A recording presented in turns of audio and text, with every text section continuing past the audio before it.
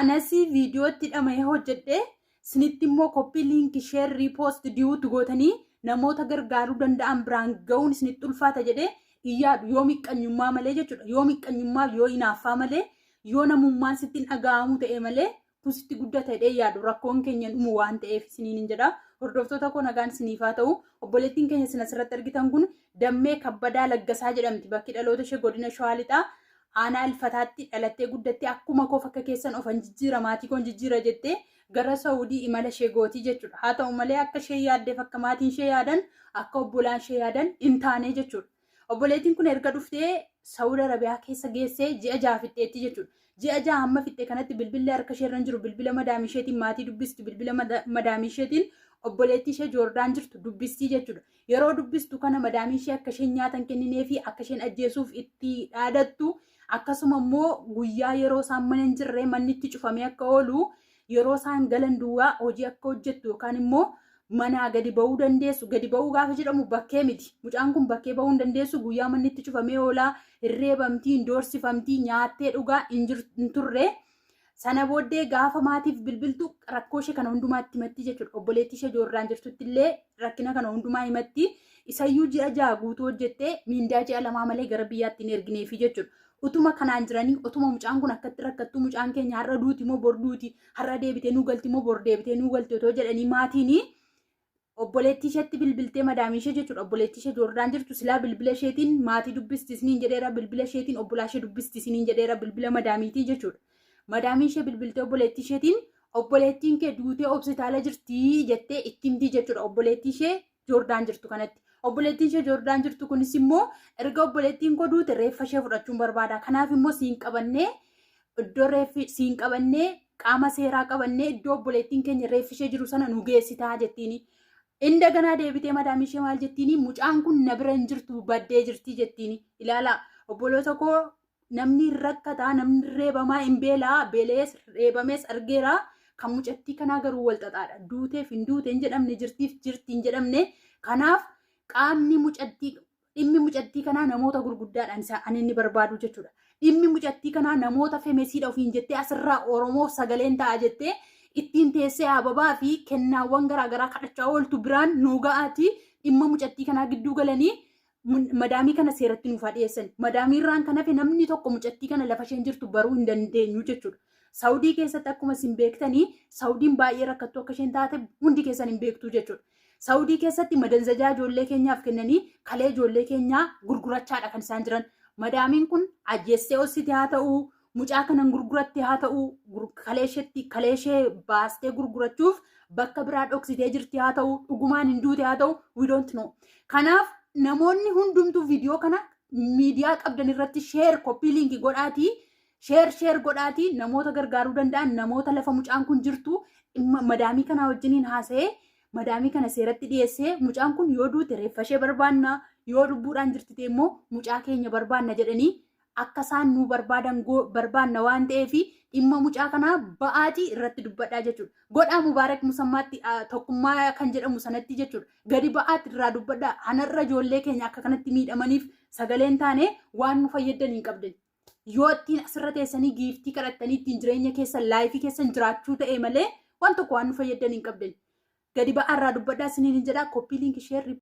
Ay carraa ijoollee keenya biyya Arabaa jirru. Dhugaa Rabbii maaliif ta'e garuu carraan keenya odoo hin nyaanna jedhanuu biyya ormaatti nyaatama Waaqayyoon waa oolchu.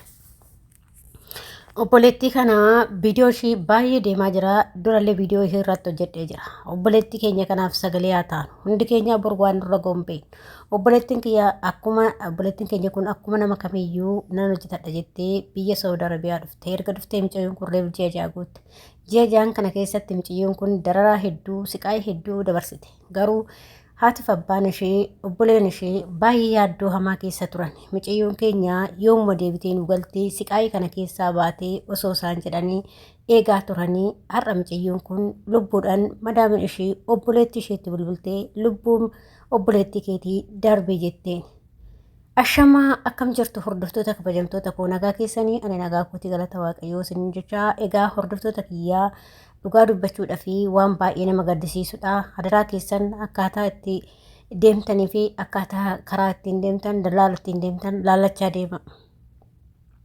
Egaa ka obboleettiin keenya kun akkuma nama kamiis waan dalagadha jettee biyya Saudi Arabiyaa gad dhuftee mucoon kun reef ji'a ja'an kana keessatti siqaayii namni nagarre siqaayii dhalli namaa nagarre argaa jirti jedhan.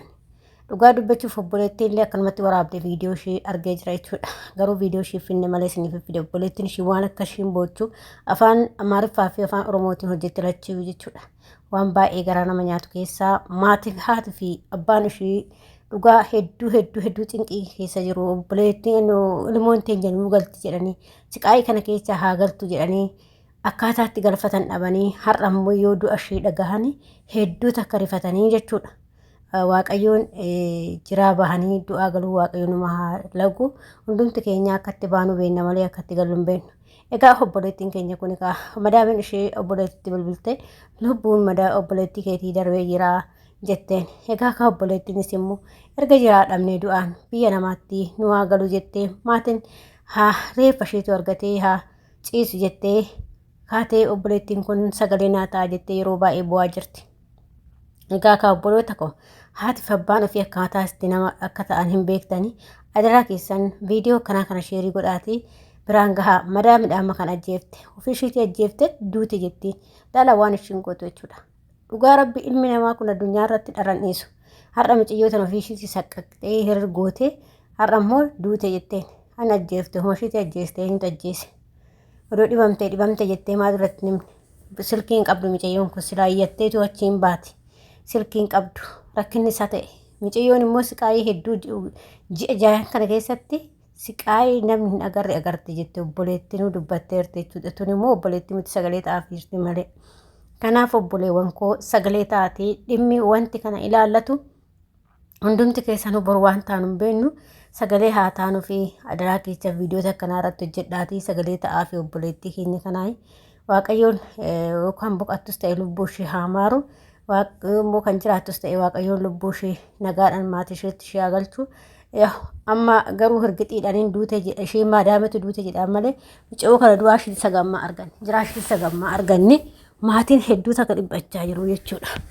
Kanaaf obboloota koo akkatti baanu beenna malee akkatti galu hin beennu hundumti keenya yoo kanaaf viidiyoo akkanaa kana yoo agartanii irratti hojjedhaa hundi keessanuu atis boruwaa sirra ga'u hin beektu waan ta'eef isiniin jechuu jaaladha hordoftoota kiyyaa.